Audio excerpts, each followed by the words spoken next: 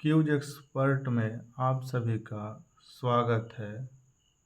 यह एनटीपीसी का 15वां सेट है। इससे पहले 14 सेट अपलोड किया जा चुका है, तो उन सब वीडियो को जाकर पूरा देखें। इन सब का प्लेलिस्ट भी बना दिया गया है, आपको ढूंढने की ज़्यादा ज़रूरत नहीं पड़ेगी, इसलिए इस सेट को भी पूरा देखें। आते हैं पहले प्रश्न पर कि प्रश्न है, निम्नलिखित में से कौन युग्म निम्न सुमेलित नहीं है? तो इसका सही जवाब है सी, क्योंकि केंद्रीय अन्वेषण ब्यूरो की स्थापना 1963 में हुआ था, केंद्रीय सतर्कता आयोग 1964 में और परिवर्तन निर्देशालय 1956 में था। ये भ्रष्टाचार निरोध कानून इसका सही जवाब होगा, यानी ऑप्शन नंबर सी। अगला प्रश्न है, निम्नलिखित में से कौन राज्य सूची का विषय नहीं है? तो इसका सही जवाब है ऑप्शन नंबर डी, छावनी क्षेत्रों में स्थानीय स्वशासन, यानी ऑप्शन नंबर डी। अगला प्रश्न है, भारत में कुल केंद्र शासित प्रदेश कितने हैं? पहले 9 हुआ करते थे, जब से लद्दाख और जम्मू कश्मीर आए हैं उसके बाद 8 हो गए, यानी ऑप्शन नंबर सी जो है इसका सही आंसर है। अगला प्रश्न है, समान न्याय और निःशुल्क विधिक सहायता के लिए संविधान के किस अनुच्छेद में उपबंध किया गया है? तो इसका सही जवाब है अनुच्छेद 39 का क, यानी ऑप्शन नंबर सी इसका सही जवाब है। अगला प्रश्न है, 20 सूत्रीय आर्थिक कार्यक्रम किस वर्ष प्रारंभ किया गया था? तो 20 सूत्रीय आर्थिक कार्यक्रम जो था 1975 में प्रारंभ किया गया था, इसलिए ऑप्शन नंबर सी इसका सही जवाब है। अगला प्रश्न है, किसी राज्य की विधानसभा में कुल कितने सदस्य हो सकते हैं? तो विधानसभा में कुल अधिकतम जो है अधिकतम 500 सदस्य हो सकते हैं, इसलिए ऑप्शन नंबर बी इसका सही जवाब है। अगला प्रश्न है, भारत में प्रथम विशेष आर्थिक क्षेत्र की स्थापना कहाँ की गई थी? तो भारत में प्रथम विशेष आर्थिक क्षेत्र की स्थापना कांडला में किया गया था, यानी ऑप्शन नंबर ए इसका सही जवाब है। अगला प्रश्न है, कांग्रेस के किस अधिवेशन में भारत छोड़ो आंदोलन का प्रस्ताव पारित किया गया था? तो ये जो था वर्धा का जो अधिवेशन था, वर्धा अधिवेशन जो था, इस समय भारत छोड़ो आंदोलन का प्रस्ताव रखा गया था, यानी ऑप्शन ए इसका सही जवाब है। अगला प्रश्न है, संविधान की व्याख्या से संबंधित सभी विवाद सर्वोच्च न्यायालय के पास लाए जा सकते हैं। यह अधिकार सर्वोच्च न्यायालय के किस अधिकार के अंतर्गत आता है? तो इसका सही जवाब है अपीलीय क्षेत्राधिकार के अंतर्गत, ऑप्शन नंबर सी इसका सही जवाब है। प्रश्न है, बंगाल विभाजन के दौरान किस तिथि को बंगाल में शोक दिवस मनाया जाता है?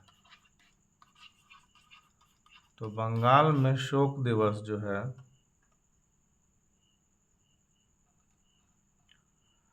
16 अगस्त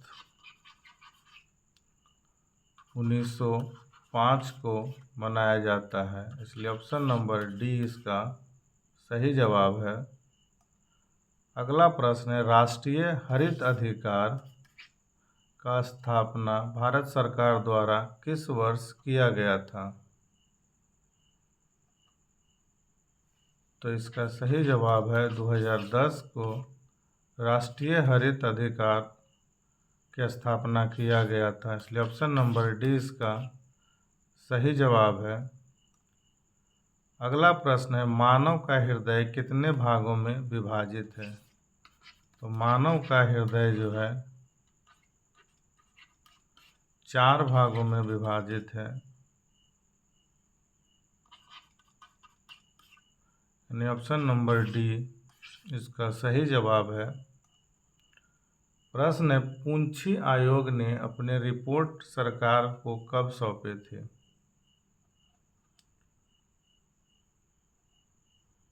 तो इसका सही जवाब है पुंछी आयोग 2010 में अपना रिपोर्ट सरकार को सौंपे थे, यानी ऑप्शन नंबर सी इसका सही जवाब है।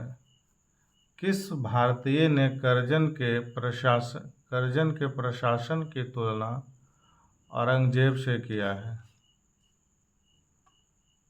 तो इसका सही जवाब है गोपाल कृष्ण गोखले।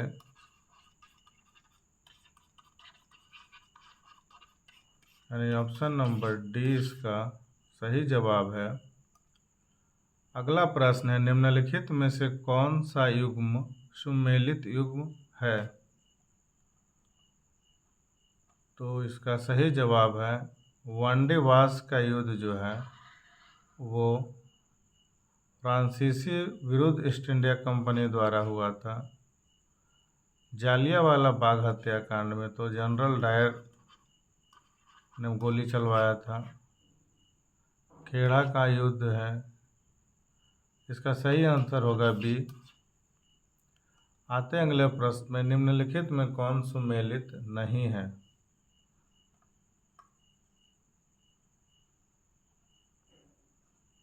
तो इसका सही जवाब है द लीडर गोपाल कृष्ण गोखले, यानी ऑप्शन नंबर डी इसका सही जवाब है। अगला प्रश्न है, निम्नलिखित में कौन सुमेलित नहीं है? तो बामडी डाला जो है उत्तराखंड में नहीं है, इसलिए ऑप्शन नंबर सी जो है इसका सही जवाब है। अगला प्रश्न है, भारत में पश्चिमी घाट की अपेक्षा पूर्वी तट पर चावल की पैदावार अधिक क्यों होती है?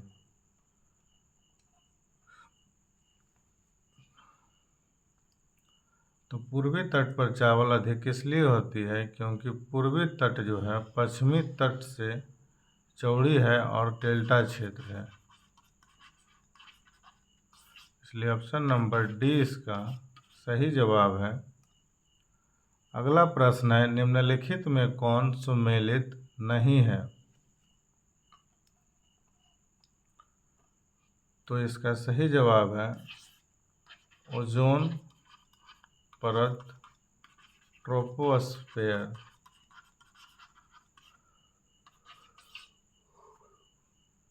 इसलिए ऑप्शन नंबर डी इसका सही जवाब है। किस तिथि को मुस्लिम लीग ने मुक्ति दिवस के रूप में मनाया था या मनाया है? तो इसका सही जवाब है 22 दिसंबर 1939, यानी ऑप्शन नंबर सी इसका सही जवाब है। भारत में चांदी सर्वप्रथम किस काल में पाए गए थे? तो चांदी भारत में हड़प्पा सभ्यता काल में पाए गए थे, यानी ऑप्शन नंबर ए इसका सही जवाब है। अगला प्रश्न है, इक्ता प्रथा को पुनः किसने प्रारंभ किया था? तो इकता प्रथा को सर्वप्रथम फिरोज तुगलक ने प्रारंभ किया था, इसलिए ऑप्शन नंबर 20 का सही जवाब है। निम्नलिखित में से कौन सी समिति योजना आयोग द्वारा गठन किया गया है? तो इसका सही जवाब है जीवी राव समिति, यानी ऑप्शन नंबर 20 का सही जवाब है। अगला प्रश्न, निम्नलिखित में से कौन सही सुमेलित नहीं है? तो इसका सही जवाब है डेविस जल संधि, बेफिन खाड़ी और प्रशांत महासागर। ये एक सही सुमेलित नहीं है, इसलिए ऑप्शन नंबर डी इसका सही जवाब होगा। अगला प्रश्न है, निम्नलिखित में से कौन सही नहीं है? तो ये जो देवरा की संधि है ये 1800 में नहीं हुआ था, बाकी सब ठीक है, इसलिए ऑप्शन नंबर डी इसका सही जवाब है।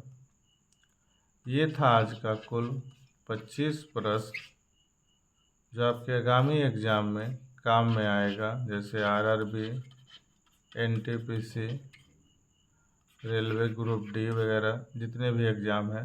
इसलिए वीडियो को पूरा देखें, चैनल को लाइक करें, शेयर करें और चैनल को सब्सक्राइब करें। वीडियो देखने के लिए धन्यवाद।